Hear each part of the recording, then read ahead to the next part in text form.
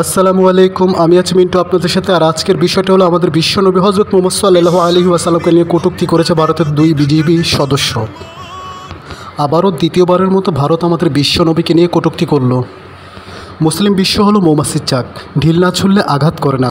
যদি কেউ বিশ্বনবী হজরত মুহাম্মদ সাল্লাল্লাহু আলাইহি ওয়াসাল্লামকে অবমাননা করে কথা বলে, তাহলে তার কী শাস্তি হওয়া উচিত?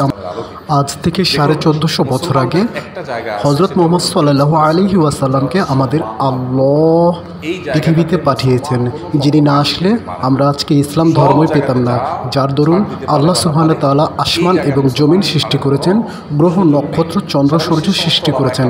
আমরা কি করে এই বেয়াদবি মাফ করে দিতে পারি? হজরত মুহাম্মদ সাল্লাল্লাহু আলাইহি ওয়াসাল্লামকে দেখার জন্য প্রতি বছর সারা বিশ্ব থেকে লক্ষ লক্ষ মুসলিম জনতা তাকে এক পলক দেখার জন্য, তার রওজাটা এক পলক দেখার জন্য যায়, শুধুমাত্র চোখের পানি আর তার ভালোবাসায়। সৌদি আরব ভারতকে কড়া হুঁশিয়ারি দিয়েছে। আমাদের বিশ্বনবী হজরত মুহাম্মদ সাল্লাল্লাহু আলাইহি ওয়াসাল্লামকে কটূক্তি করায় সৌদি বাদশাহ কড়া হুঁশিয়ারি দিয়েছে, আমরা মুসলিম জনতা সবাই এক হই। এমন বেয়াদবি যেন তৃতীয়বারের মতো আর কখনো করার সাহস না পায়।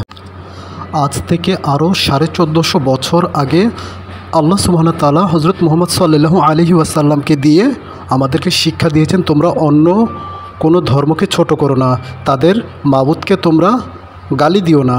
আল্লাহ সুবহানাহু ওয়া তাআলা এত মহান, এত জ্ঞানী। আমি একজন মুসলিম, আর আমার পক্ষ থেকে ওই ভারতের দুই বিজেপি সদস্যকে কোরআন শরীফ ভালো করে দেখে বুঝে পড়ার দাওয়াত রইল। আপনি যাকে গালি দিয়েছেন ইনি কে, এনার সমস্ত কিছু জেনে বুঝে তারপরে তার সম্পর্কে আপনি মতামত করবেন। আপনারা যারা যারা বিশ্বনবী সম্পর্কে ভালো করে জানেন না, তাদের জন্য সিরাতুন নবী বইটা পড়ার দাওয়াত রইল। আমি মিন্টু, আমার ভিডিওটা যদি ভালো লাগে লাইক কমেন্ট শেয়ার করুন।